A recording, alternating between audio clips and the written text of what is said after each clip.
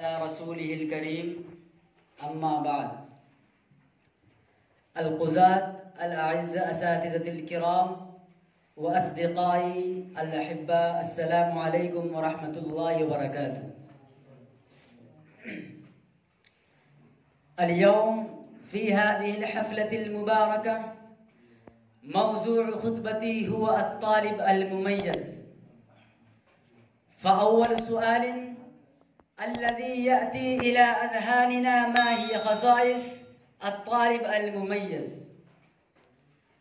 فأول شيء الذي لازم للطالب المميز، أنا ألقي أمامكم إن شاء الله بعض النقاط بالصراحة ما هي خصائص الطالب المميز، وكيف نحن نستطيع أن نكون الطالب المميز. فأول شيء الذي لازم للطالب المميز هو غاية واضحة ومنزلة، يعني لكل طالب مميز غاية له مقصد لحياته، فهو كل يوم هو يجحد ويجتهد ويبذل جهوده لحصول تلك الغاية.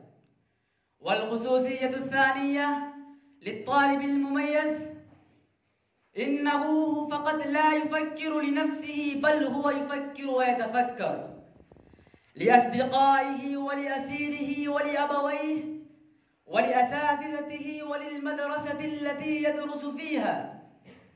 والخصوصية الثالثة للطالب المميز هي إنه لها شخصية شاملة، بمعنى إنه هو ماهر في الدرس وأيضا في اللعب، وهو أيضا يأكل ويشرب كما يستحق لجسمه، وهو أيضا يفعل ويقوم بالواجبات اليومية. والطالب المميز له خصوصية أخيرة، إنه كل يوم يدرس ويبحث عن شيء جديد هو يريد أن تتطور صلاحياته وأن يكون ماهرا في كثير من الميدان. وبهذا أختتم كلماتي وآخر الدعوانا أن الحمد لله رب العالمين.